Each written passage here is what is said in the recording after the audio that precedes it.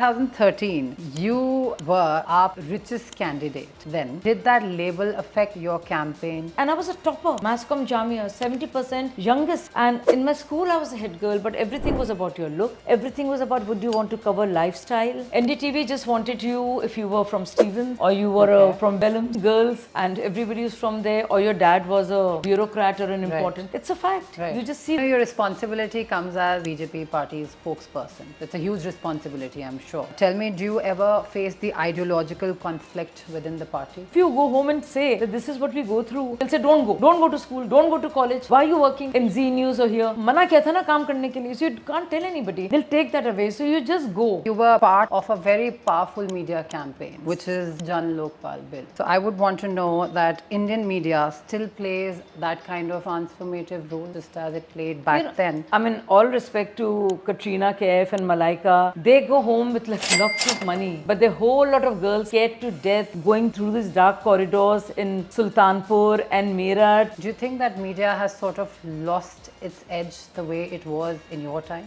From journalism to political corridors, today's podcast is going to be a mix of everything.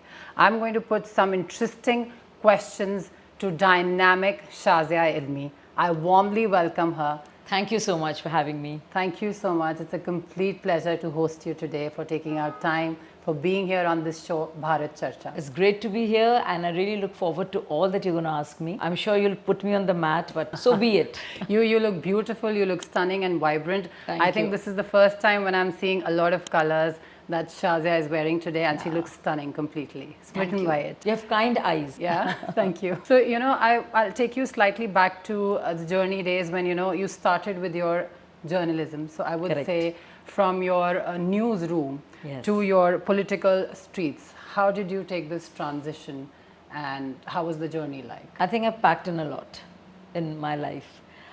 So it's all started from Kanpur, where I come from, conservative Muslim household, but there's so much I wanted to say and express, and I just didn't get a chance, only because, women must be seen and not heard, and, all of that. And I was this very opinionated kid with too many questions. So I kind of learned that I have to express myself. And this whole voicelessness of women is something that bothers me. I have to do something about it. And I'm not going to go down like this. I do not want the life that I see my mother or my aunts or other women in the society lead. No. That whole idea made me angry, anxious and full of angst. So I needed to just break away. So it started from there. And then, yes, lo and behold, I was underage when I qualified for law faculty just after my graduation. So you have to be minimum 21. But I was 21 after my master's. Can you imagine? So I was in such a rush. So they said, no, you can't do law because you'll have to wait another year. There's an underage, and you're underage, and there's a stipulated age. You can't do that. So I didn't know what to do. I just gave my exam, Mass Communication Jamia. Lo and behold, I was there. Again, when I gave my certificates, I was told, no. You're yet to be 20. So this is minimum age is again 21 for masters. You can't do that. And then I said, I'll get married off. So it just started, and there was so much I wanted to say. I was just bursting with that. All the anger and aspirations and hopes and all could have been and should have been kind of stuff in my head. That I really love television. It just let me be. It shows. That definitely shows. Yeah, I just had so much to say. Yeah, your activism side, your journalism side, your now your political side. So all of that, it definitely reflects. So we love seeing that, and I'm sure through this podcast, a lot of people will see another side of yours, which is just bright as your dress, your outfit, I would say. I love colors, by the way. Yeah. Beautiful. So, you were part of a very powerful media campaign, which is Jan Lokpal bill, right? Correct. So, I would want to know that Indian media still plays that kind of transformative role, just as it played back then. It wasn't just the media then, the whole moment and the whole movement was transformative. For the first time, there were people coming to the streets out there, Ramleela Maidan and Jantar Mantar, to say something. And mind you, it wasn't just like we've seen farmers come out. We have seen other agitations. But have you seen just regular middle classes, lower middle class, upper middle classes, and the poor all congregate for a common cause such as corruption and something that is across the spectrum? So that was a very different sort of a movement. India hasn't seen anything like that. Yeah. So I just felt that, and as a news anchor, and I was very well established in my profession, and it was great to be a news anchor. But even as a news anchor, I felt that restlessness. It just wasn't enough to have this very good salary and to, be in the studio and invite all the guests and ask tough questions.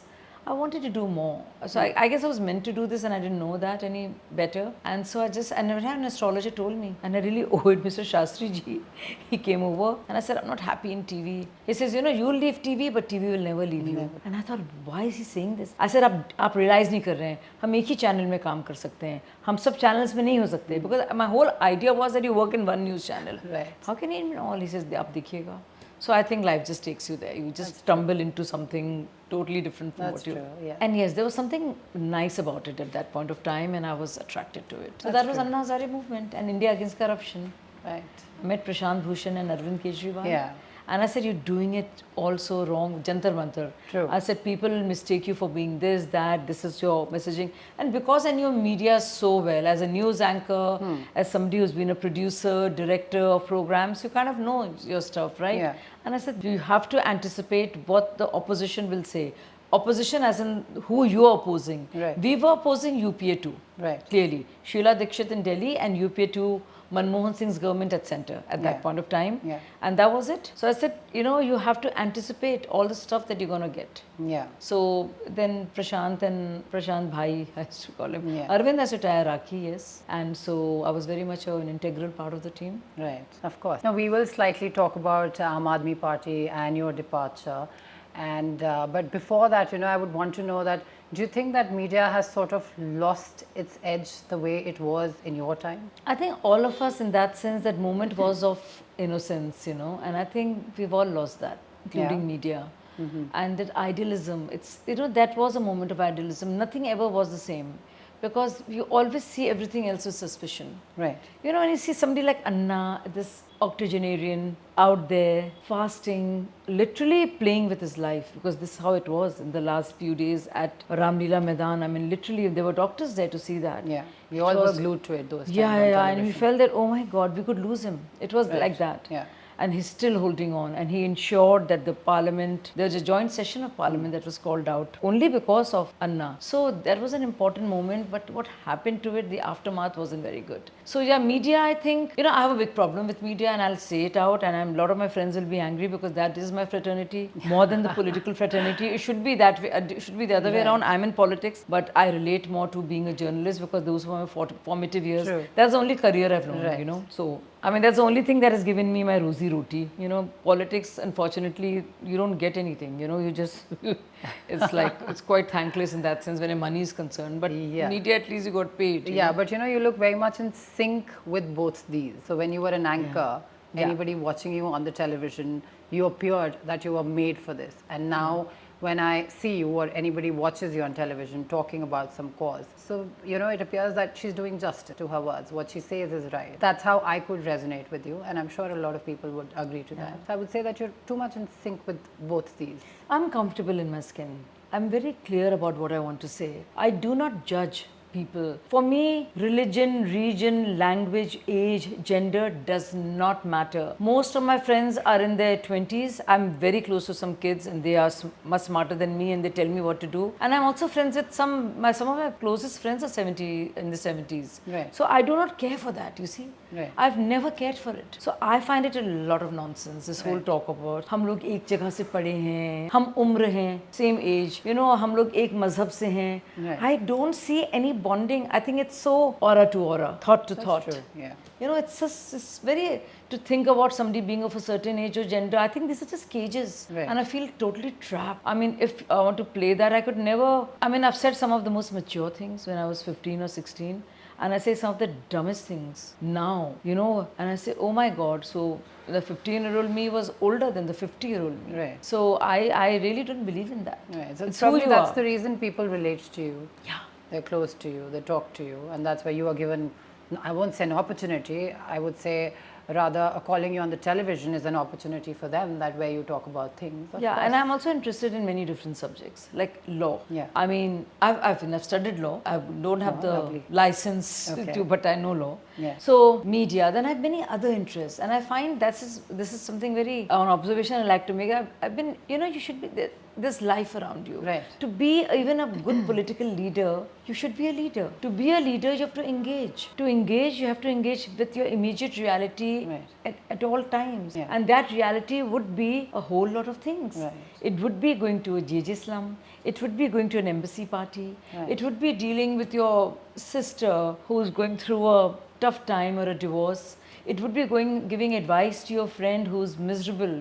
Right. It could be a whole lot. It's also all the stuff that you're going through. That's true. Maybe with your in-laws, maybe with your own parents, maybe with your brothers. So it's all about being real. Yeah. And if you're true to all those roles, you will play a role as a good leader. And also, if your leadership is not just about being a leader, but ensuring that all your followers are also leaders. Right. To be so empowered that you empower others, then it's a great job because. I think I was interviewing somebody just a couple of days back, again from BJP itself. I think BJP has all wise leaders.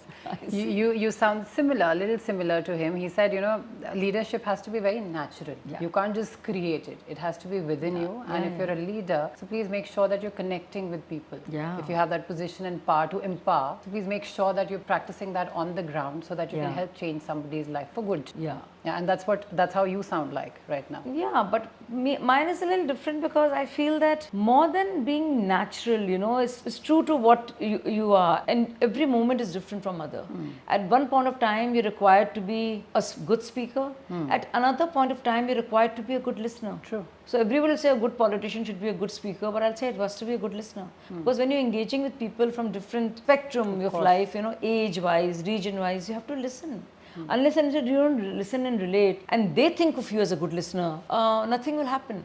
So there's no point of being this great orator when you don't have any listening abilities. So I think very often we have this fixed definition of who's a great leader, what comes, and I never thought I will be in politics. In that sense, I'm the most unnatural. I'm the most undiplomatic person. I speak my mind. People say you're not cut out for politics at all. I've always felt I was a misfit. And yet there. So yeah, there's no fixed way to be, you know.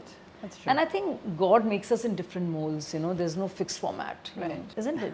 I'm sure you look at you as a lawyer, Avantika. There are all kinds, right? Yeah. I do feel that I also relate to life not only in one direction, but I would like to channelize my energies in very different ways, in diverse ways, which I like to do, and presently I am doing. So yeah. Great. So coming back to the same Yeah, question look at you. about You're podcasting. Yeah. And you're a lawyer, and you've done some and decent on stuff social media as well. Yeah.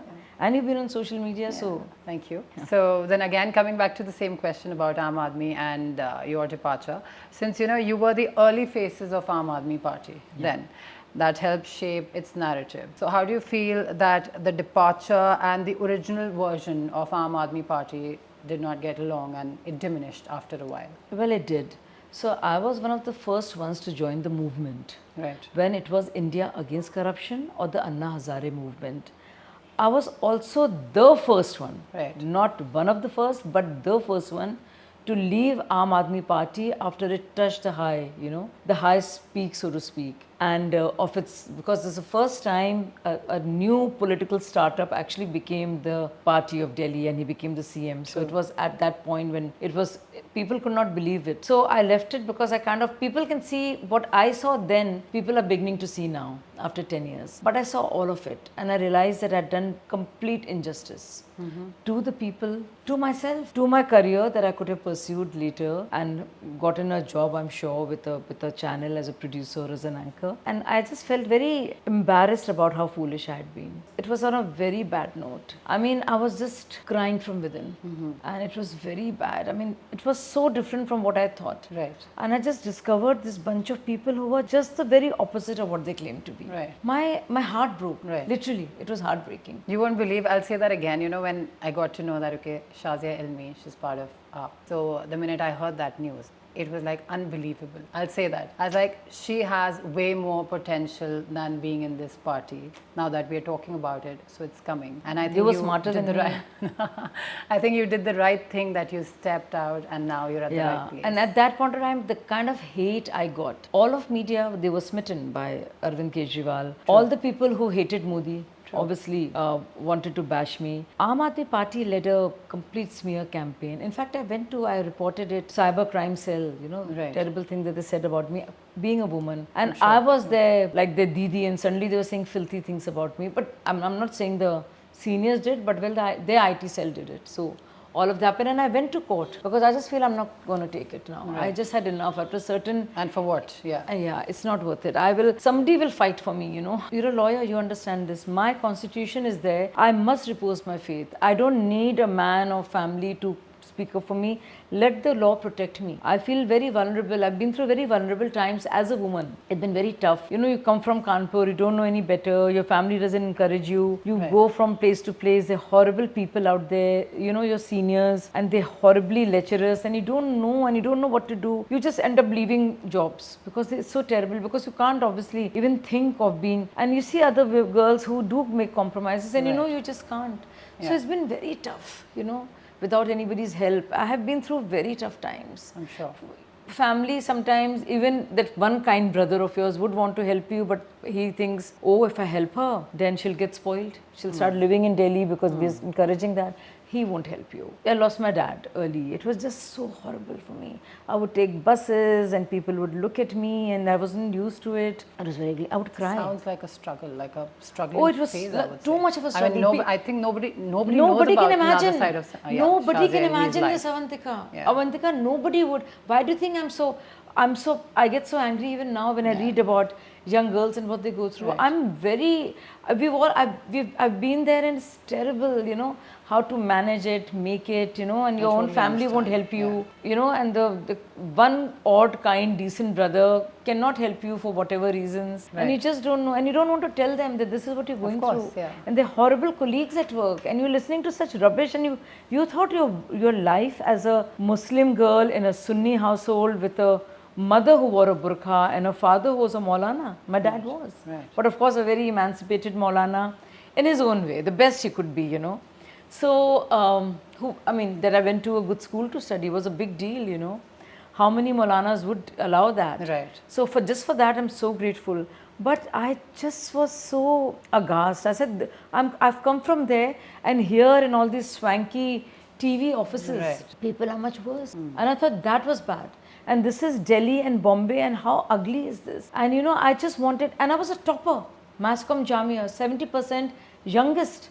And in my school I was a head girl, but everything was about your look. Everything was about, would you want to cover lifestyle and all of that. There was one channel which, NDTV at that point of time, NDTV just wanted you if you were from Stevens, or you were from Wellams girls, and everybody was from there, or your dad was a bureaucrat or an important. It's a fact. You just see who all went there. I'm so glad about this, that you're talking about. No, I want to talk about keeping it right straight there, because these struggles are for real. Yeah, and here I was a topper from Mascom Jamia. There were people from Jamia, but they were just like, somebody was related to Radhika Roy, or somebody's mother was Pranay Roy's friend, or Radhika Roy's friend, or somebody's mom or dad was in foreign service. And and just because I was related to somebody also at that point of time, but at that point of time he was a minister, my sister's husband, so not my immediate family.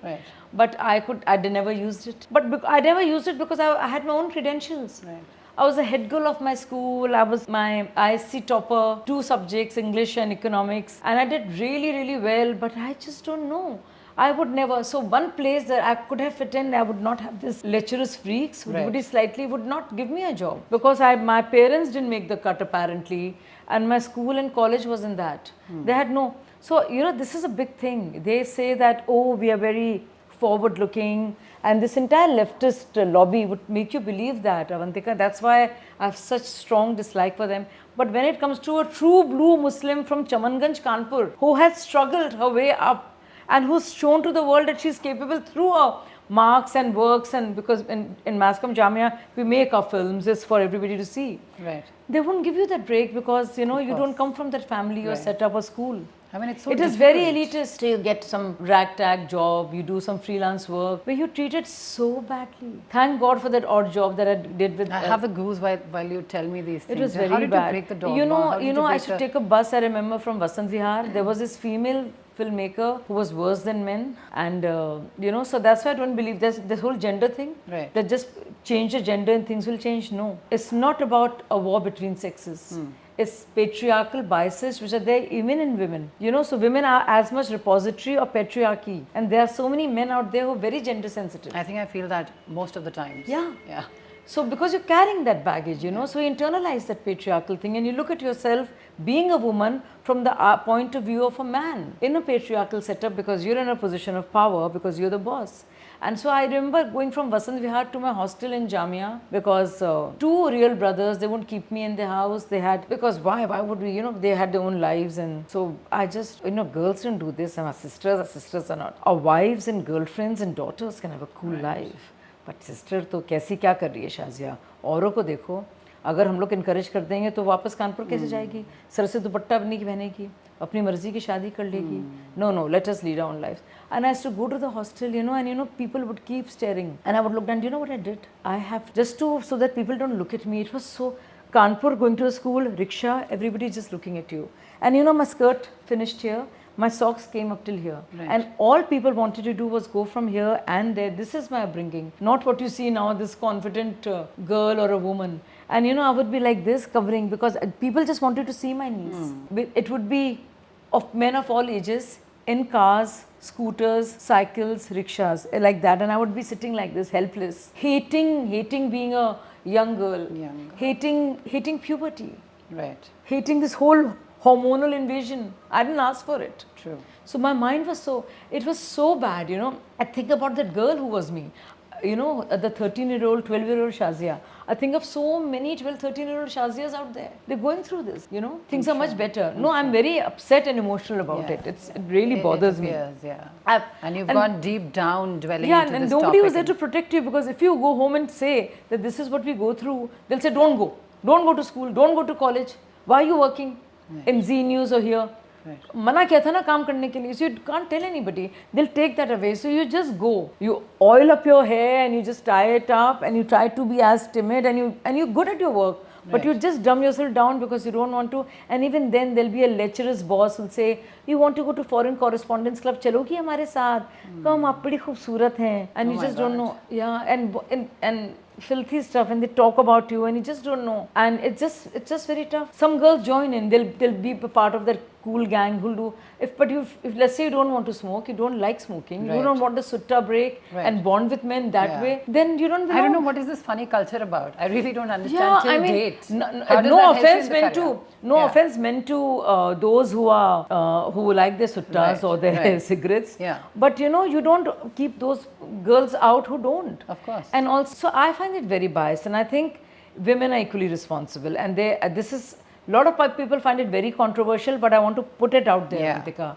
So there are a lot of women who do use their looks, not even looks, but just being women, girls out there. And I feel it's such a disservice. It's such a disservice to other girls who don't want to put out. You know what I'm saying? Yeah. So, I mean, even my own brother, the one I'm very fond of, Irshad, says, oh, you're sounding so Taliban. Oh, girls should not do this, that. I said, no, Irshad bhai, the point I'm making is that because you don't want to go that path, and because you have a prowess, mental, intellectual prowess, and you're talented, and you want to be known for what you have to say, than what you look like, people will not do that only because some other girls are doing that. That's a compromise, and I think that's a sellout. So I feel very strongly about that, and so it's just very tough. And in fact, the other way around, if you are a plain Jane, it's so much better and easier. So if you have a brain that works, full of questions and ideas and creativity and aspirations, and you're better looking than the average person, it works against you. Your looks work against you. That's true. Yes. You look, because eventually you look a certain way, and I think it's very unfair. It's very unfair. It's just another factor that I don't want to bring into the equation where my work is concerned. By how I look, and and now I'm comfortable in my skin because you're of a certain age. But when you're young, you don't know any better, and all the comments are about that. And when you write a good script, and I love writing always. I said, that's great. Who's written it? You wrote it? I said, yeah, I just sat down and wrote it. Yeah. People don't want to believe that because they are prisoners of their own cages, Right. and they're imposing that cage and that slavish mentality of the ideas onto me. So you suffer because other people's are intellectual slaves. So, you know, what you're saying is, I totally resonate. Yeah. And I'm sure a lot of women today here are going to agree, the viewers who are watching us. And I'm so glad that you've put it without using any filter. No filters. This is my experience. I want to say it. Yeah. A lot of women mind it, Yeah. and they say, what's wrong with this? I'm not for. So women defy and say, so it's okay to be, the whole conversation on feminism, to do the slut walk. But and that's very cool. I don't think it's cool. I'm sorry. Yeah. Just because you want to be you want to shame the men into thinking you can wear whatever. Right. I don't want to be the object of male fantasy. Maybe Right. some women do. That's so all right. and this is an idea, and I'm sure you can help me with this. So this is my so I have some very crazy ideas, and this has been my idea since I was 15. So do you remember much later in life, in fact 10 years back or 15 years back now, if anybody smokes, they say cigarette smoke is injurious to him. Yeah, of course. So it's like a warning. So I want to do a PIL. So every time there are these item songs, Right. there should be a thing that this woman is talking only about herself. Right. After this item song, Sheila Ki Jawani and all of that, you're not supposed to sing this to any other woman because the actor here or the songwriter here or the director are speaking about this conversation. Anything else you choose to do with other women using this song Right. is not part of the deal. And not all women feel this way and want to talk about their Jawani. I'm sure if people, they know about their rights, if they know about the law, anyway, speaking to a woman in that form is again unlawful. Yes. Right? Staring at a woman for more than a few seconds. Yeah. And it's a big hit, you know, and Yeah. it's so sad. And I mean, all respect to Katrina Kaif and Malaika, they go home with like lots of money, but the whole lot of girls scared to death going through these dark corridors in Sultanpur and Meerut and you know, looking down, coming back from their coaching classes, hoping to find a transport which will take them back to safety and fearing men whistling and singing these songs. Right. Well, how about those? Yeah. And I wish these actresses say that we really wish this is a song, we're enacting and dancing to it, but you know, this is not meant to titillate men and make them behave like lewd, crude, Right. uncivil people. So to me, the question appears then, why these songs are even made. Sometimes I do feel that. Yes. When they don't send a message, there's nothing positive about No, it. That's but what I feel. because Creativity they is sell. fine. And you know, because they sell. So it's all very good to talk about patriarchy that most people talk about and say, oh, it's terrible what's happening with women and you know, we have to fight back. But when it comes to something very basic, why are we watching this? Right. Why are little girls all wanting to be Miss World, Miss India, and why is everybody dressing up and they're over-sexualized, you know, young girls are. Why? Nobody questions that because that makes them very uncomfortable. Right. You see, so I'm saying something that will make a lot of people very uncomfortable. So No, I think I agree you know with what I you mean? on a lot of things. Yeah. Because Yeah. I mean, you have little girls. Well, I mean, Of I course, think I all would- little I would girls are never- like my children. I actually feel because that's just who I am. Yeah. And even young boys. And what are the message we're sending? Right. You know, so, and it's the whole thing of my mass comm Jamia thesis when I was 20 years old was on Proverbs, and it was on men don't make passes at girls who wear glasses. Diamonds are a girl's best friend.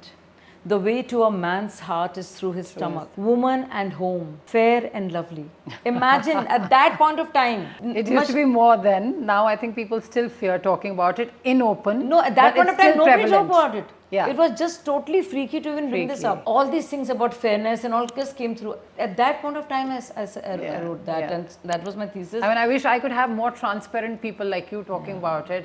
Wish there were women who could understand what you mean, and wish they could, more than just enhancing beauty, they could enhance their minds and put things way that you can, you know, empower somebody or you can learn out of it. And I'm so glad you're talking about it. There are very rare women who would actually bring that up. Yes. And this is a very big fact of life. Yeah. And also, once you're in public life, people feel embarrassed to talk about all that you've been through. They want to appear very cool because this is a little unsavory. Right. But I think people in public life should talk about it. So Yeah. that so many girls out there can feel liberated. Right. And it's okay to go through this. And I've been through such terrible experiences of somewhere. I just feel that Abba passed, but somewhere it was, he just protected me from, you know, just, I don't know what, from something terrible, you know, that could have happened to me.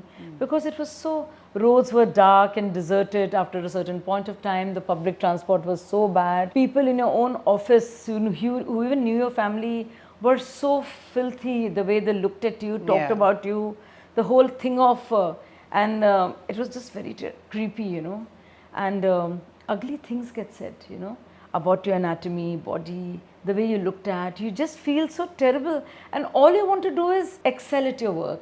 You want to make a nice film. You want to make programs on this subject.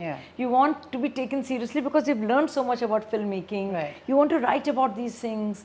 You want to, in your own way, you want to change the world in which little girls will feel better about themselves and people will take their opinions also. You know, you want them to, like I would go on a train and they would, I remember this used to happen. So he's giving out the newspaper to everybody but not to women. And I said, why? They said, nahi, aapke liye kuch magazines I assumed, yeah, कि वो बोलते Grey Shobha or Women at Home, वो कुछ होती थी Eve's Weekly. And I said, why? I mean, I love to eat. Somebody cook for me, you know. I mean, if a man has to like me, it could not, I mean, I do not have to cook and patao him. He will like me for who I am. So it was just very basic and crude. The whole culture around this is very crude. The matrimonial columns are so crude.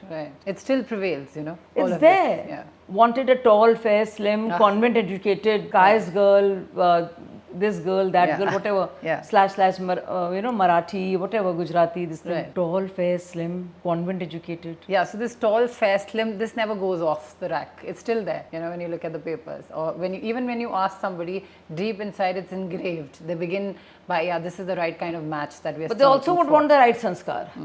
वो tall fair slim convent educated भी हो लेकिन वो मातृभाषा में भी अच्छी हो, बहुत अच्छी गृहिणी भी हो, खाना बनाना भी बहुत अच्छा जानती हो, बच्चों को पालना भी चाहती हो, पिक्चर ऑफ पाइटी हो वो, she should be picture of पाइटी, wanting to do all of this happily because her raison d'etre is to cook for you, clean for you, bear beautiful children and bear more and also male children. You know, so it's all cut out. So I find this very crude. So as a girl growing up, and I still find it so true, and my own friends are like that sometimes, and I said, why are you saying this? You know, so that's it. Fantastic. I mean, I'm completely smitten in your words and still registering everything. And it's actually the other side of life, which I'm sure everyone talks sitting in the drawing room and the bedrooms, but they never talk publicly. They don't. They don't at all. And today, what you have shown is something that I'm sure people should take it seriously and must understand life is beyond.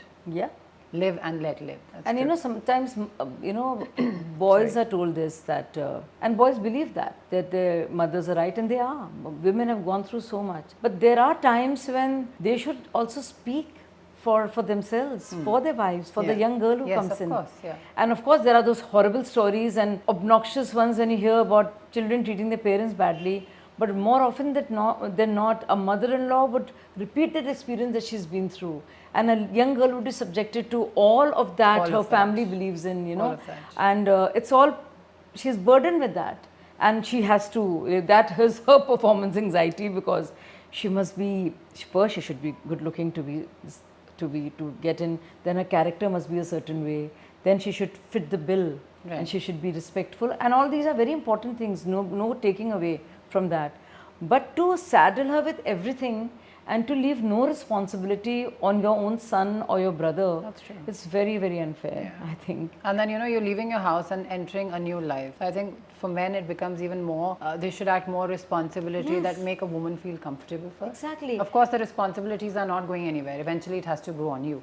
But give them some time to breathe. I agree with you. And you know, so your parents' home is not your own home. Then you go there and then you don't feel at home. Because obviously and it's not easy to deal with. So I just want people, men and women out there, to just make the world a kinder world. Place to live. And more empathetic. That's true. What if, you know? So, you know, looking back, do you think that AAP's style of politics was idealistic, impractical, or way too ahead of its time? No, it was anything but idealistic. I mean, other parties became corrupt in course of time. They started out with a purpose, and I look back. AAP was I mean, a crooked party to start with, which is why the first thing they did was join hands with Congress party. Right. The party we spoke against, the party that we went to town trashing, literally. So I think it was anything but idealistic, and that just happened like that. That is the time when I left, and I was the only person when Arvind boycotted the Republic Day, if you remember, he says, I was the only person. Everyone else was there. I was very much a part of Aam Aadmi Party, but I wasn't part of that. Right. And also when there was this whole experience with African women being treated badly in Malvi Nagar, and there's a big action. I was for those women, and not for the people who were saying that they're spoiling the culture of the place. So I've been very different that way. Sure. So it was never idealistic. Right. But they were very crafty, and they did very well. Very smart. I mean, to just in this little time capture the imagination of people and to rise to such power, you've got to be very bright. So I will give them that. Yeah. That takes some That's great true. Yeah. understanding yeah. of human behavior and Yeah. what works politically. So they outsmarted all the old folks at politics. They were there, to Right. they slayed it. So, in 2013, you were AAP's richest candidate. And did that label affect your campaign? Or were you like criticized for that? There were talks, there were criticisms, or something that you still want to talk about and tell the audience? There is so much of dishonesty in our public life. At that point of time, can I tell you, you have to give you have to be honest. So all your husband's assets, my husband lives in Bombay, Right. and he has a house, and you have to say that by the market price. So when you include that, and you don't have Benami properties, so it seems you're the richest. Even at that point of time, supposedly on paper, I was richer than Sheila Dikshit and Sonia Gandhi. Now, is that even possible with my Star News ki whatever salary I had? And so my husband is a regular. He's a chartered accountant, and because he has a huge, beautiful house in Bombay, you have to, according to the market rate, you have to give a certain amount of Right. it. So that I became richest. Only because I was honest. I did not have Benami properties. I was not lying. I was giving my husband's assets. Right. So even now, perhaps, I would be richer than Arvind Kejriwal, Manish Sisodia, Right. Sonia Gandhi, Rahul Gandhi. But, Yeah. it's just so that what can you do with a house? Right. I mean, unless you're selling it and getting some money. Right, out of yeah. it. But, this is what, under the Representation of People's Act, you have to disclose all That's that you true, own. yeah. So even if it's not your money, but your husband's money, and even if it's a listed company, you have to write that. Yeah. So, No, but I think the party had run a politics. There was something that wealth and Aam Aadmi Party, it doesn't go along. And that's why there was so much of hype. That's what I believe. But there's another point there. Now you see this. So Shazia Ilmi with these assets before she became a politician. And if you see now, I mean, I'm sure there's a depreciation. Yeah. But see all those people who had nothing, and how much do they have now? Right. The whole idea is that, are you making money out of politics? Because I was a good professional, because I've always had a corporate job, I had my own money. How much money did these people have, and how much money do they have now? And where is that money come from? Right. I have my income tax returns and I'm showing it. But how much is it is Benami property? Right. How much money is there in your relatives' names? So all of that. So that just shows that.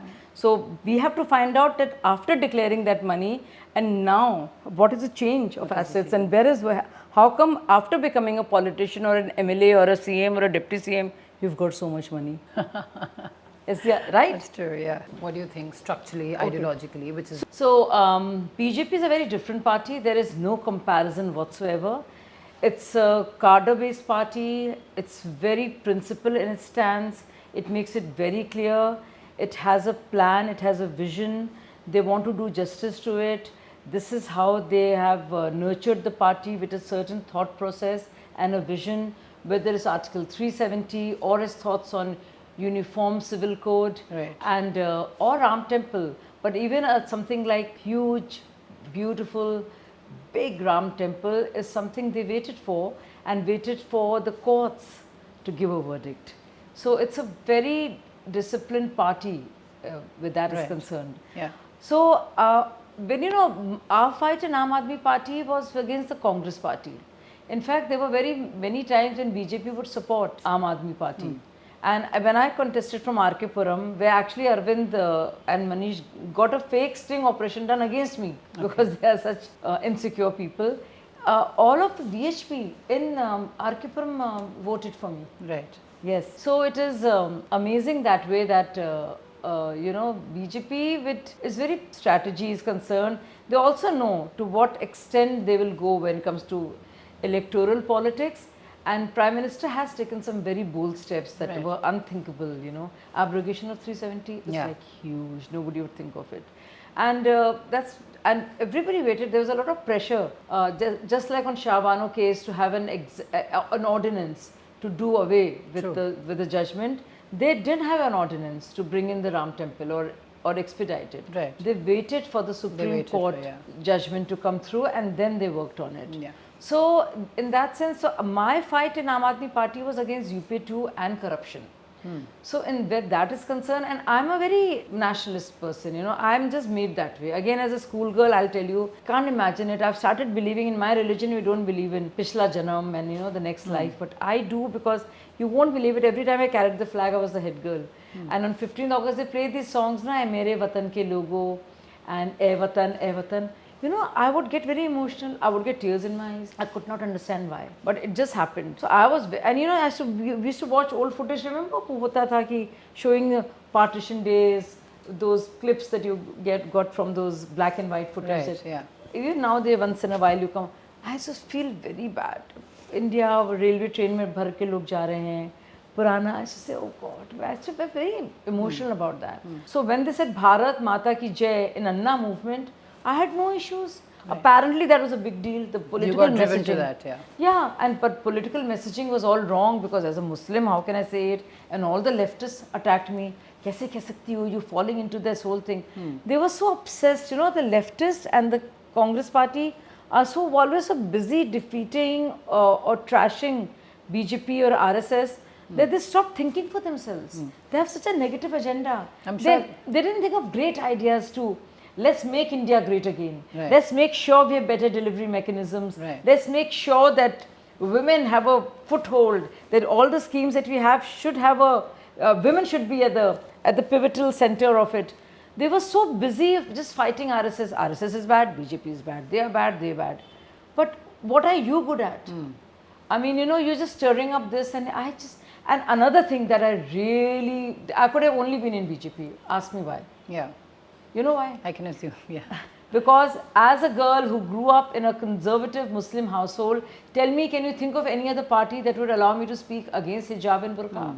No. Can you think of any other party which would say, no, this triple talaq practice is rubbish? Can you imagine any other party that would say, no, all women of this country must have the same rights? There should not be personal laws for women of all the religions, that, because religions can get very patriarchal sometimes, and the law of the land is so much better and superior, and it gives women much more than their own religions do. Yeah. So I'm very clear. Tell me which party would allow me. They would not allow me to speak. On the, so BJP is the best party for me. I got into politics or TV or just out of the house for this. This is exactly where I come from. Mine is not a career choice. Right. TV was not a career choice. Nobody knew. And my essay was, I remember in class 9th, what do you want to be? You know what? So I had read about Nazis. Can you imagine? So my name is Shazia. Yeah. So I said, I'll be a very sweet dictator about myself. I'll be a benevolent dictator. My party would be like Nazis. It'll be Shazis. SHAZ. And people will say, Hail Shazia. Can you imagine? Sweet. And I would really make India beautiful. And all the nuns got such a heart attack seeing this. Yeah. What kind of ideas? Right. So I just had very crazy mad ideas, I meant it well, I didn't mean, you here. but I just said I'll be like a benevolent, very benign sort of a dictator. Right. So these were my ideas, But I'm sure there must have been shift, people may have approached you, or your critiques must have thought, okay, she's the opportunist for now. Did you face that criticism? Yeah. Oh my goodness, that's all I heard.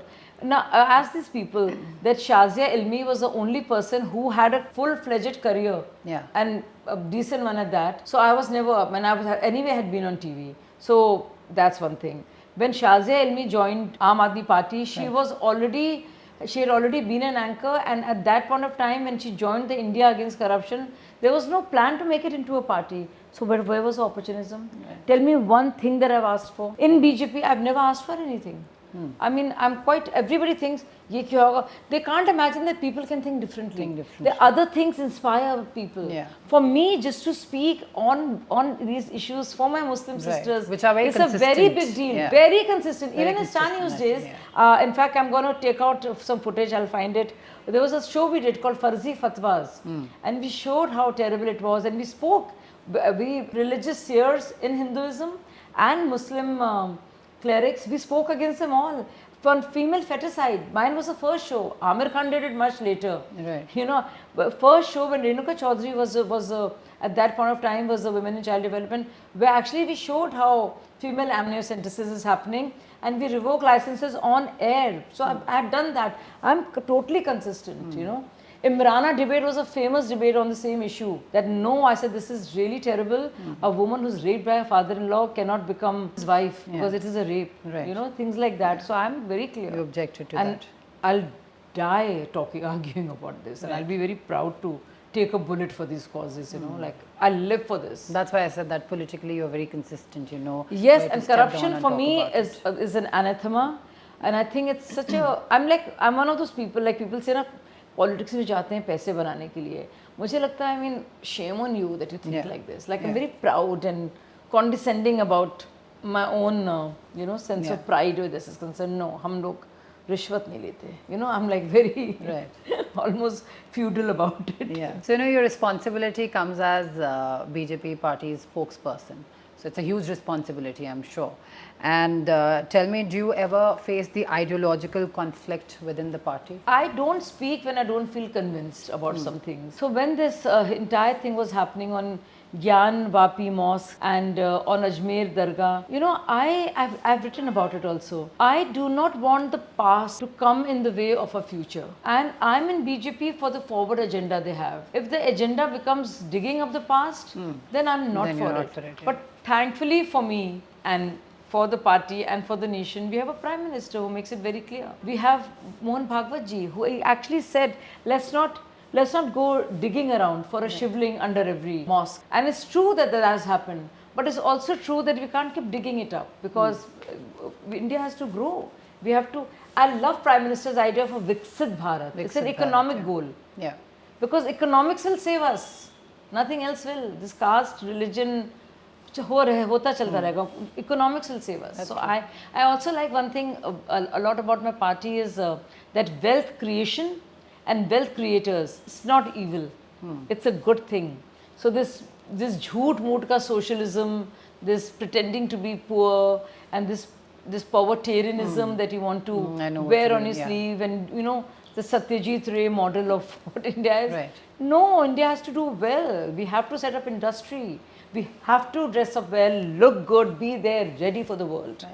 Like we are, Avantika, you and I. True. There's no doubt about it. You know, you're a very strong voice for issues affecting Muslim women in India. Yeah. That's what, you know, I read about you a lot of times. So what inspired you to, for your advocacy for reforms like abolition or triple talaq? Oh my goodness, my own life. I cannot tell you. So there are a whole lot of Muslim journalists out there whose only idea is to just bash up BJP. But I wish we got more real. And they bash me up for saying things about the truth, inconvenient truth about your own upbringing, your immediate reality, your milieu, so to speak. But that is the only reality I have known. That's true. So I grew up in a home which was where I've seen this, you know, women begging for alms with 3-4 children, just dumped aside and just working very hard and also with a lot of shame and trying to keep their dignity together. Right. And it's really upset me. And you know, I look back at those days and it just hurts me. This is not right. I felt as a kid, I still feel my eyes well with tears of anger. Yeah. No, I'm very proud of this, you know, of feeling this anger. But I want to keep it alive. This is what keeps me going. Yeah. I've seen them go through such bad times. My immediate neighbor, can't take the name because, you know, so, you know, she had come to my house on Eid. I was so grateful for my father for sending me to school. Do you know, she had never stepped out of house. She said, her eyes were blank and vacuous, Avantika. Same girl, my age, same age, sweet girl. She was 14, I was also 14 or 15. And she came to play with me, but she didn't know how to play. And I said, she has lots of sketch pens, and she said she wanted to try those, and she says, "मैं ले जाऊँ?" I said, "No, मेरे हैं." But then I looked at her, I said, "Okay, ले जाओ." She said she had never stepped out of the house. So her house was next to my house. It was just this dark little corridor where she lived. Her brothers went to madrasa close by, and a teacher came home, a Maulvi Saab, to teach her. Mine was the second house she'd been to. She'd only stepped out of that house, of that little corridor, once in her life for her sister's marriage. You know, I never can forget about it. It just makes me very sad. This is not, since I was that age, I've been angry about it. How dare, I hated her father. And he was a very dear friend of my dad, so you can't say anything. I just wanted to change it. Then a very dear friend of mine, I mean not a dear friend of mine, but a relative, same age. She was getting married off to somebody in Pakistan, and he was much older than her. And she had no say in the matter. She was scared to death. She was holding my hand.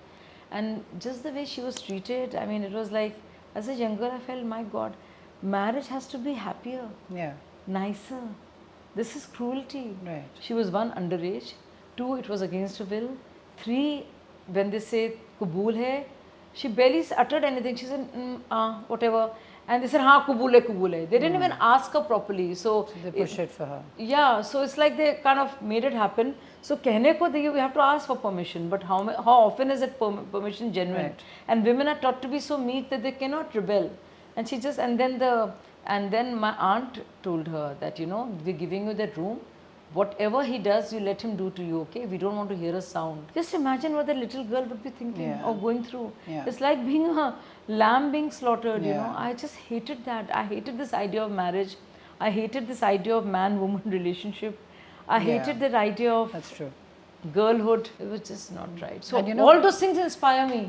And I'm very inspired. It cannot be like this. At least कुछ तो करना पड़ेगा ना मैं तो करूँगी whatever I can do I'll do every day every moment of my life I will do it because that is what motivates me.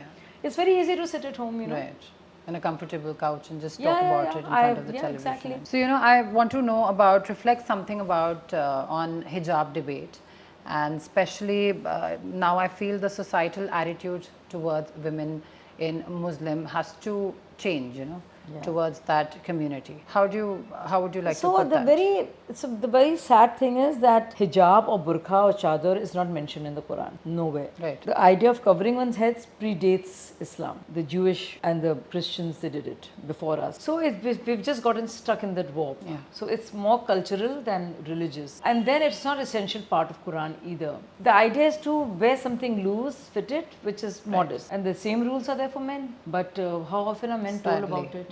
How many clerics would say this in all the mosque, in the khutbahs, the sermons, that, you know, while you want your wives and sisters and mothers and daughters to remain covered, dressed up modestly, you are also supposed to live modestly and not to stare at them and have that haya of their, कहते हैं ना, nazar की haya होनी चाहिए.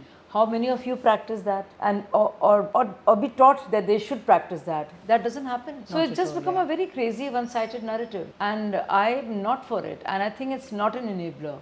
And then there is a whole rubbish. So there is whole clerical thought, you know, what religious bigotry has given rise to. Then there is extremely intelligent leftists, people who write these wonderful columns in perfect English, whose daughters will never wear a burqa. They will go to the best schools and colleges all over the world, but they'll say, oh, hijab is a matter of choice. It just sounds good, you know. Choice की बात है ये. नहीं, choice की बात नहीं है. A girl, I can't take her name, but she's a very dear friend of mine. She's a young makeup artist. She comes from Selampur. She's a makeup artist. She covers herself, and in the auto she removes her burqa and the chadar so that she can get a job. So because her father would allow her to go without a burqa, but the society won't. So it is not a matter of choice. When you tell a girl who's 13 or 14, or don't even tell her, but she sees all the women around her dressed like that, she thinks that's the way to be. That's the normal for her. So please don't make it about, try to be too smart about it. And this is my thing to all the Marxist leftists out there, that come on, don't do this. Just because you hate one religion, maybe you don't like Hinduism, maybe you don't like Modi, but doesn't mean that you'll stop any idea of reform in the Muslim community. You should not. if you are also feminist in every other argument, why aren't you there? Why aren't you Equally feel the same participating towards that, towards for women in Islam? Right. So in fact, I was about to ask you if you can share a personal story, and you just did that. Yeah. So we'll talk about uniform civil It's all code. personal, at the end of the day. That's true. So we'll little bit, shift. We'll talk about uniform civil code and we'll talk about legal reforms. So there was this move that the Supreme Court on alimony and maintenance That's law. right. Yeah. I'm a petitioner of Okay. that, yeah. Yeah. It is my plea. So therefore, I would love to know from you. So, Avantika, it's very sad that because of personal laws that govern women's lives, all divorces, marriages, inheritance, succession, all are subject to the personal laws of the religion. So, whether it's Muslims or Hindus or Christians or Parsis, women are most impacted by these factors because inheritance, succession, divorce, and there comes the idea of alimony or maintenance. They're obviously most impacted by this. Right. But where this is concerned, we want people like me who are for UCC want same laws for everybody. True. Whether, so you could be a Parsi woman, you could be a Sikh woman or a Muslim woman. If you get divorced, you should get a certain amount of money, which is your right. It should not be subjected to different laws of your religion. Right. Let's say like you have two daughters and two daughters marry according to two different religions. So, but what they should get as their worth in inheritance should be the same. It should not be dependent on the religion they marry into. So the whole idea is that alimony and maintenance are a very important part of a woman's life if she gets divorced. Right. And the whole idea is that the man is the provider, and very often he is. Obviously, in economically, there are female laborers and workforce is limited. But essentially, when a woman looks after the children and takes away gives a lot of her life to marriage and children, it would be difficult for her to pick up the pieces. True. If the husband were to remarry or to leave her. In that case, who will manage the upkeep of the children? How will she look after herself? Right. And so I think there has to be that kind of a pressure also on men to make sure they just don't unceremoniously dump their wives. Right. True. And abandon the children. Yeah. So there has to be law which is... I think it's a beautiful thought. Yeah. And why not? Yeah, it's very important. So what change are you hoping towards this uniform civil code that will specially bring towards women? I really hope that the regular naysayers, only because they have a great life themselves but don't want a good life for the Muslims, stop treating Muslims as vote banks. Actually, if you say you care about Muslims, actually care about Muslims. Sure. When you say that, सिर्फ vote bank की बात नहीं करो, सोचो कि ऐसा हम लोग कुछ करें जिससे उनके घर को फायदा हो, बच्चियों को फायदा हो, progress हो. So I am really all for it. So this is my worry, that everything they just, this is interference in the name of religion. Waqf, you're listening to that. I mean, you just want it to be better regulated, but it's interference in a religion. How? Why? But it's vote bank politics. So I think it's very sad that parties think that way. My hope is that it comes through soon. People see the light of the day. Yeah. And doesn't matter which religion you belong to, how old you are, how many brothers you have and how tough your parents are or in-laws are, you will get, because the law of the land has ensured, given you freedom of equality, and there cannot be any discrimination on basis of gender, and that is actually implemented in law and spirit. Yeah. So you think in any time and soon there'll be consensus to that? There'll never be consensus. That's why Jawaharlal Nehru never wanted it. It was the same old politics that is continuing.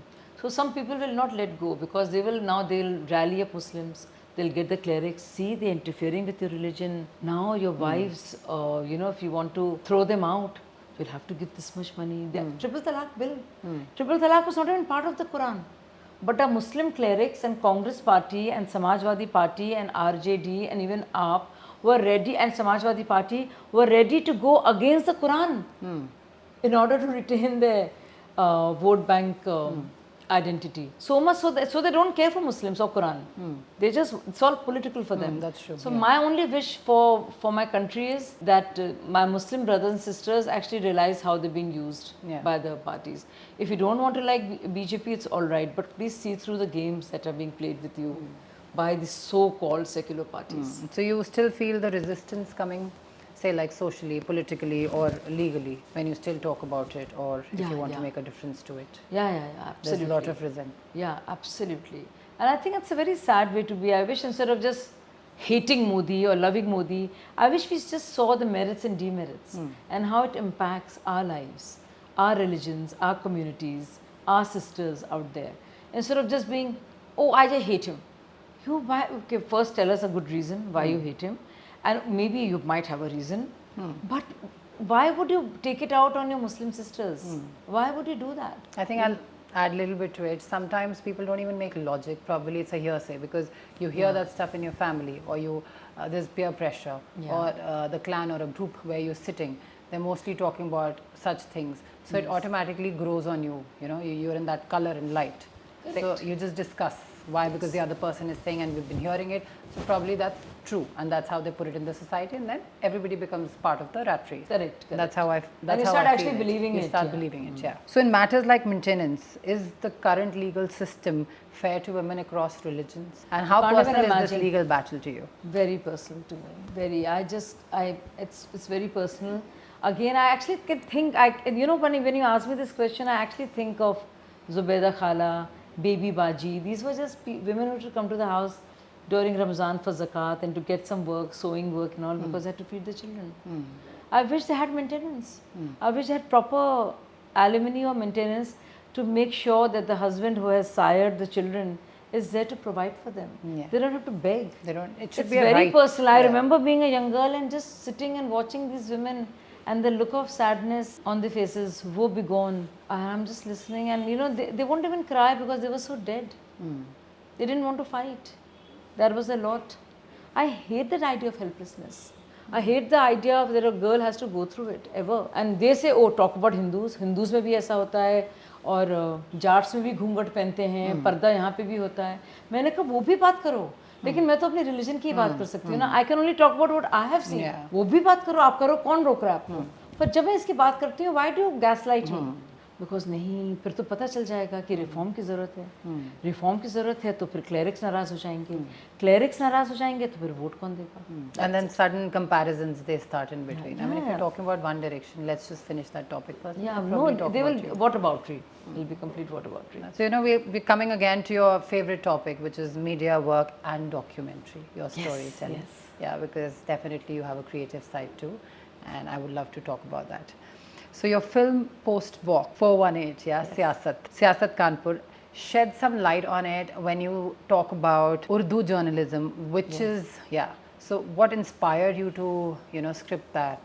Little bit, if you can tell the audience. Yeah, I just felt I needed to tell this story. So we have the oldest Urdu newspaper, Right. Siyasat Jadid from Kanpur, Right. and Abba used to take that out, and that was, he was a publisher and printer and editor of that. So it's just like part of my genes, you know. It's like, and I'm a dad's daughter. I'm Abba's daughter. If I ever wrote a book on myself, it'll be Abba's daughter. Yeah, you should. So he's not there, but I think he's the most alive person in my life, you know. So it's what you perceive in your own immediate reality, in your own mind that matters. So it's about that, the relationship of Urdu today with the society, what is happening to Urdu newspapers, and I little bit I talk about the society through the newspaper. So it was on Siyasat Jadid, the newspaper. I think it's there on I have a YouTube channel called The Shazia Ilmi. I think at the rate The Shazia Ilmi, you will find the post box number 418. Right. And it's about Chamanganj area, and you know how lively it is, and how even women want to read, how the Urdu papers are making way for computers and young girls wanting to be a part of it. It's a story of my family, my life, and where I come from actually. And you cannot imagine, you see that and you see me. You cannot put it together. मैं मतलब कहाँ से आई हूँ? मतलब Beautiful. मुझे खुद यकीन नहीं आता है. I feel I have multiple personality disorders. No, we'll not say that, definitely. No, it's I think, you know, we should not be always so proper. We should have some Of fun. course, you should be in We your should not element trivialize also, any yeah. serious psychological disorder, but I think one should just talk about. Yeah, We have yeah. And I think in today's podcast, you have absolutely been the most comfortable, very candid, chirpy. Yes, I have. If we have talked about serious things, then of course you've put light also and life in the conversation that we've had. But I was sad also in parts, and I'll think of something. Which some was memories, very real, and some memories do bring back some pain, you know. But I'm glad that, you know, I could serve as a platform to you where you could Yes, bring you in were. your memories and You- talk about it. on You it. are a great leader because you're a great listener. Thank you so much. And you let me be. You're like, I'm loving it completely, honestly. yeah. And I think you can feel it, no? Like somebody opens their heart and then you also open your heart. Yeah, And then yeah. there's a beautiful flow of thoughts and words. And it's not there. Very often it's not there because you feel constricted and you just don't want to say too I much. see another side of Shazia today, Yeah. which I feel is the real side. That's how she is in real life. That's true. This is me. Everything else is just a part of me, but this is who I am. So, what do you think is the fate of regional language media now? Will this come back? And such as the medium that you have created, we talked about it on the YouTube channel.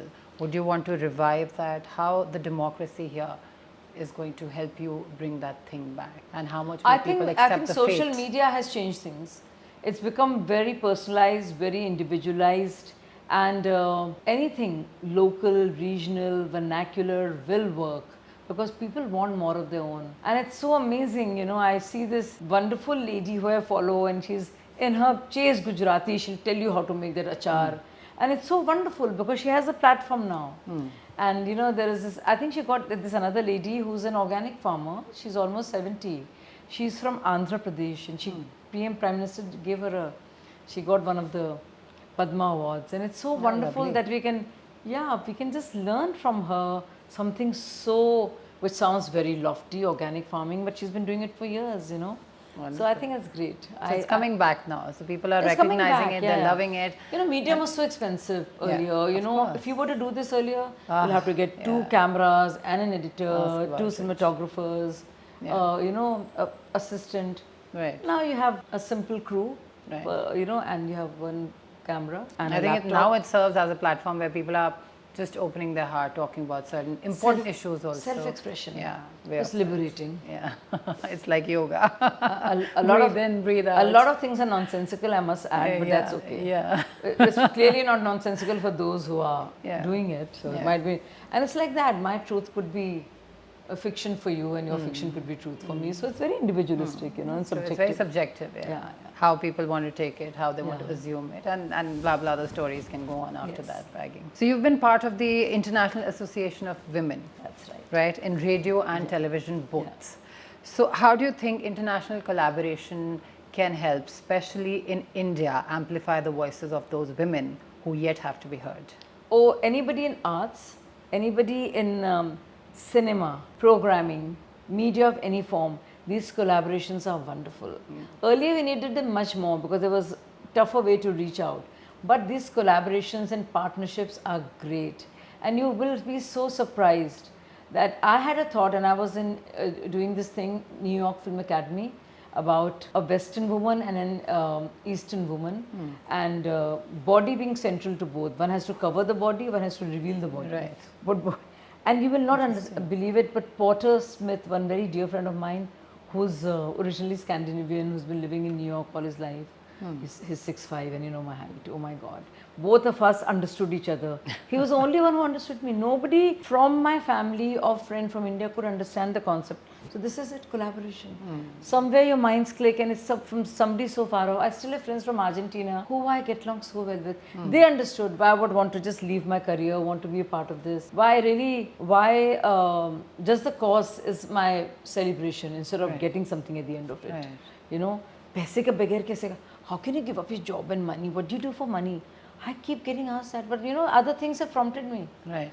After Jamia too, a lot of my people, my friends and colleagues went into advertising. They got into cinema. I did not have stayed with news and current affairs because this affects me. That was always, even then, more money.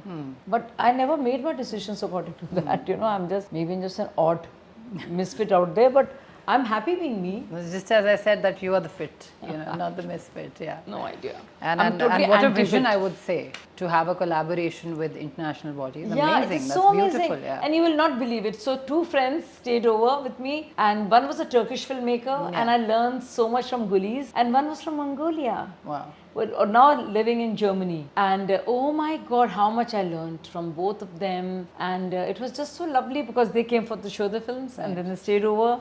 and we had such a great time. Oh my goodness. So how it lights you up while you're talking about yeah, it. yeah, it's just, So, it's phenomenal because you learn so much, you have Yeah. so much fun. Then they shared ideas, Right. shared history, shared experiences, and you just feel you're not alone. Yeah.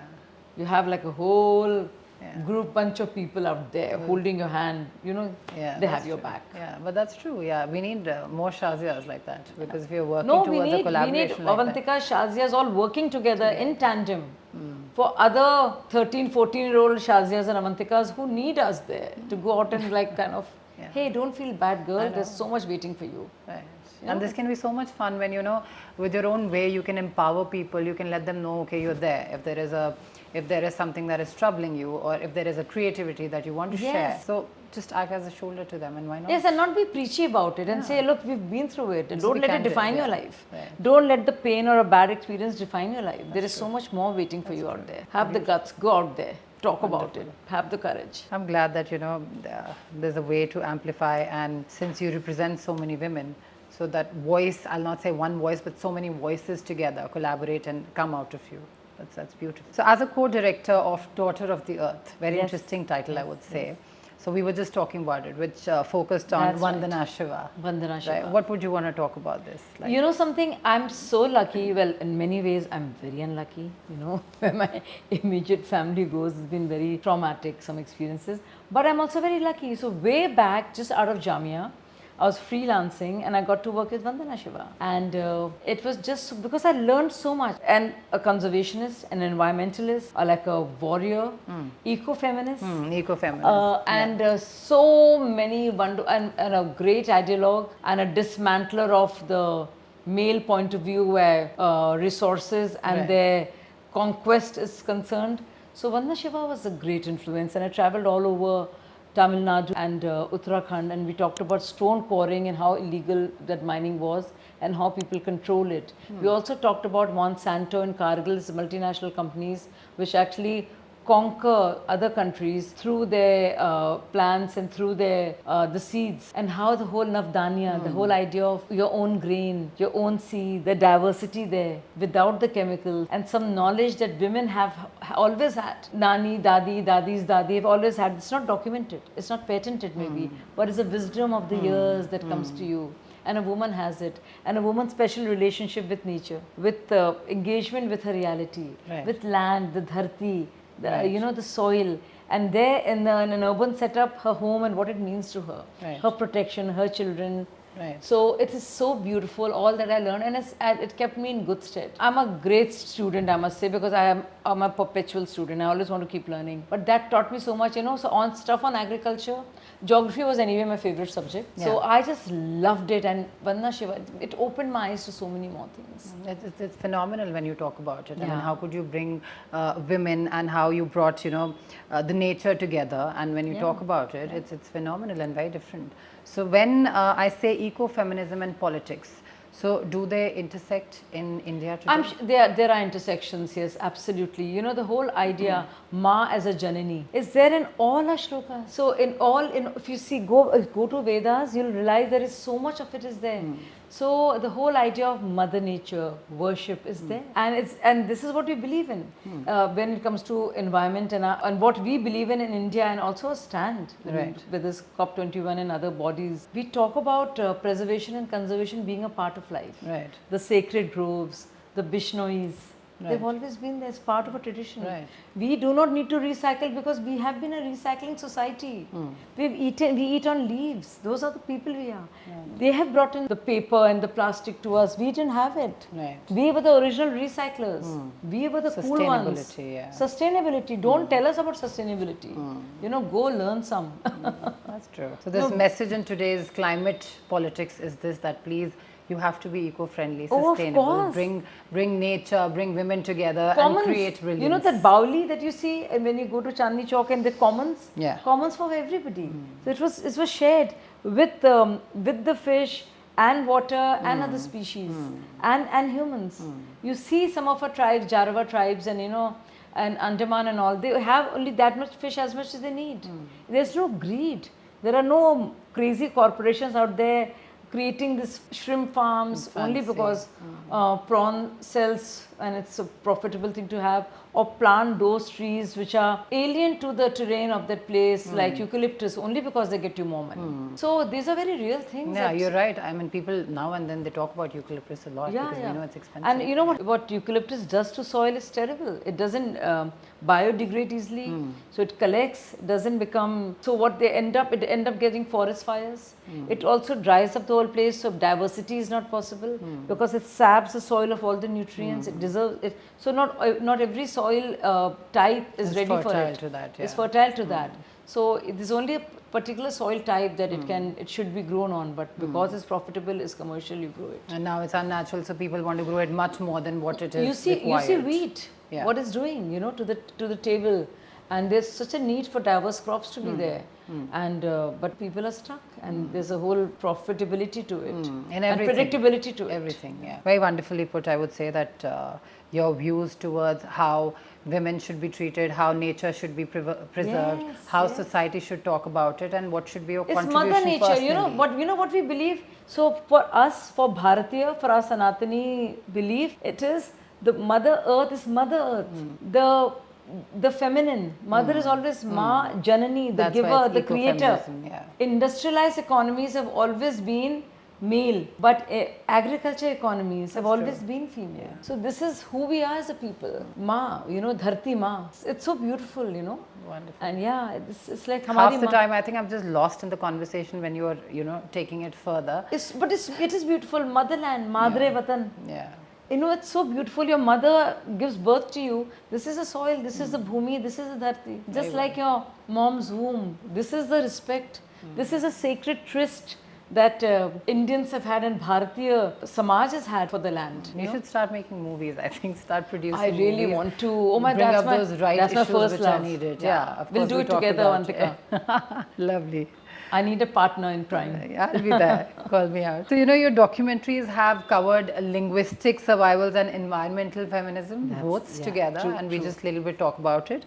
So, what unites these issues for what the role does storytelling play in preserving them? When we talk about it through your storytelling that we have just... No, I think storytelling is what differentiates humans from other mammals, because the whole idea that you're able to tell a story, ignite imagination, put ideas in people's heads. That's what is the USP of us as humans. That is the whole civilizational value of who we are. So I think it's so important to tell this story in different ways. So your story remains the same.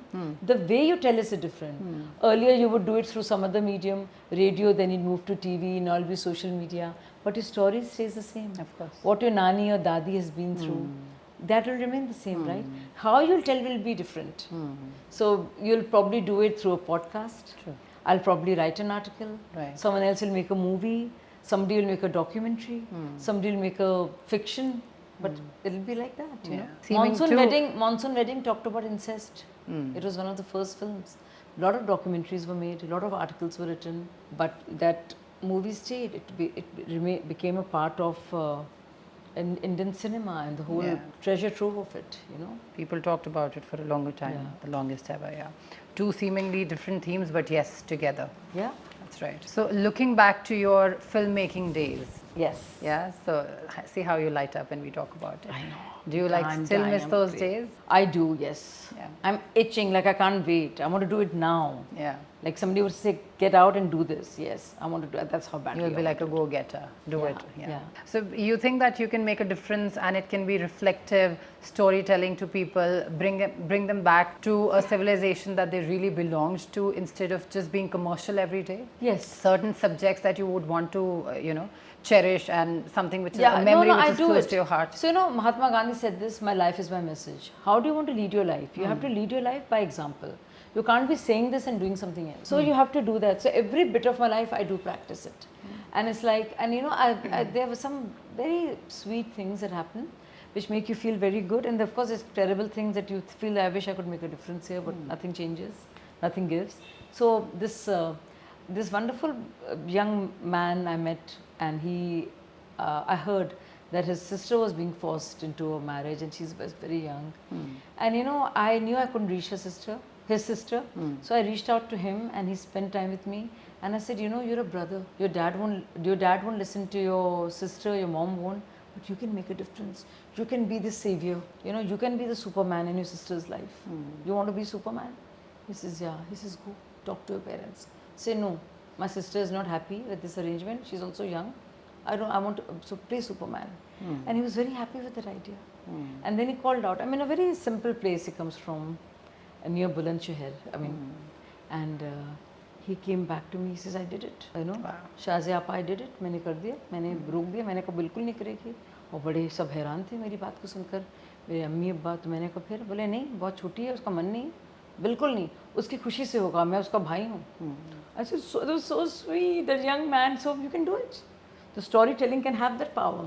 So instead of using that whatever power you have over people in media, in cinema, in real life, in politics, use it. This is what we talked about, right? When we began our conversation, and our motive to highlight those instances was this: that when people are looking up to you, and when you want to spread a message across, so please do something that people learn out of it. Some good message that can benefit others also, and not just for the sake of commercial. You would want to sell anything. Absolutely. Right. And the more, part of you, we all come, all of us, each one of us is a little child somewhere. Yeah. We might be whatever Certainly. age, somewhere deep down we're stuck somewhere. Certainly. With a memory, with a thought, pain, pleasure, something sad, something that makes us feel not so great about ourselves. And I think it's so good at every point of time to address it and to make life easier. You're doing yourself a favor. That's true. I'm not doing someone else a favor. Every time I achieve this, somebody says, I said, thank God. It's like, for the little girl who was me many years back, who would be very helpless, wondering, oh God, I wish I could do this, I wish I could go out.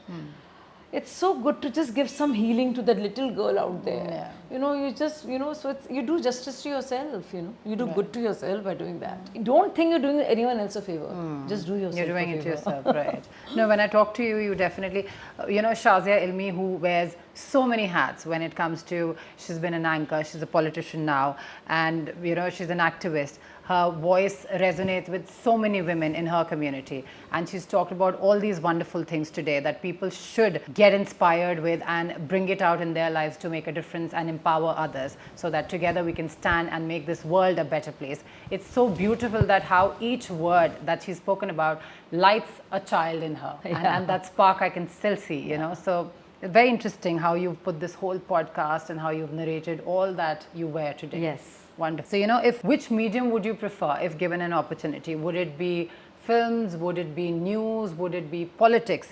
If you want to... I would use every medium there. Whatever medium. I could at a point of time, whatever would be most accessible and easy, I would do it. I would not waste a moment looking for resources. I will just find whatever I find, lay my hands on, and I'll always be committed to it at any point of time. Any point of time. You wake me up at 3 o'clock and say, Shazia, you need to do this. Right. Can you go and say this to somebody, or can you make a little film on this so that we can send it? I will be ready to do it. So do you think that, are you any closer to producing any film in near future? I think I am, yes. Yeah? I'm working on something. Wonderful. And I'm waiting for it. I would love to see it. Yeah. Because I'm sure it has to be very meaningful. So, we've had different set of conversations. We've talked about everything. We've talked about society. We've talked about law, reform, segment. Now we'll just take the conversation slightly on the fun, pep element. Yes, please. So I won't say it's more like a rapid, but it's some questions which have to just quickly, answers have to pop out of you. So first is tea or coffee? Coffee. Coffee. Okay. Depends on the time of the day, actually. Right. But yeah, coffee. So one word that describes politics today. Chaotic. Your guilty pleasure TV show or movie? Movies. Movie. Storyteller. A leader you admire, Indian, global, anything. I am in the BJP because of Narendra Modi ji. For me, it's very important to have a leader I can follow who has different ideas, who breaks stereotypes. He does. But there are other leaders also who I like a lot, and they're so different from others. Look at Nirmala Sitharaman ji. Right. Look at her. I mean, she's the most apolitical politician, and she's been finance minister. She's presented the budget maximum number of times, and nobody gave her a chance initially. Just see how well she's doing. And similarly, and also in other parties also, there are some wonderful people out there. So, but I'm telling you, I was so disillusioned, and I waited a year out totally, Aam Aadmi Party. that I would not. I heard Prime Minister say this at the Lal Killa, and he says that, do we ever check our sons? We always want to know when the daughter's coming back home. But do we ever ask us? I thought that was cool. And imagine a Prime Minister talked about Izzat Ghar, Shauchalay. I mean, which person, tell me which leader has spoken about women's, I mean, this. and Jamia Masscom, when I was doing that, that was my, that was the idea. You know, it was like, why can't women have proper loo? So I said, wow, it's like perfect match there.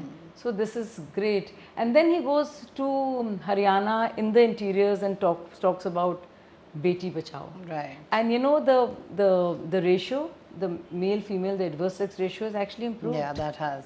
Very true. So that is so good. Very well put. That's true. Yeah, look at tell me one more person who has spoken about this before. Yes, yes. Imagine he's there and you know, the sweepers are there and he's washing their feet. I mean, come on. People say so many things about I know, and they have to know the truth. That's the real fact that you're narrating today. Yeah, and everybody's the saying other that. side of it. Yeah. So it's so amazing. And he breaks the mold, like he thinks differently. That's what I like. Yeah. It's not just that he's a good man or that is there. He's doing great things for the country. There are wonderful things there. But I think he thinks differently. He approaches a problem in a very different way. It's oblique and unique. And so he captures your imagination and your fancy, and then you want to do it because it's great. The whole idea of subsidies, cylinder subsidies are concerned. Yeah. And to say that Shauchalay or a bathroom or a toilet is a Izzat Ghar. It's so nice. It's important to your pride, to your dignity that a woman should have access to it. I mean, just look at the messaging behind it. It's so important. I think our Prime Minister, you know, he talks very deeply. So now when this Operation Sindoor, right?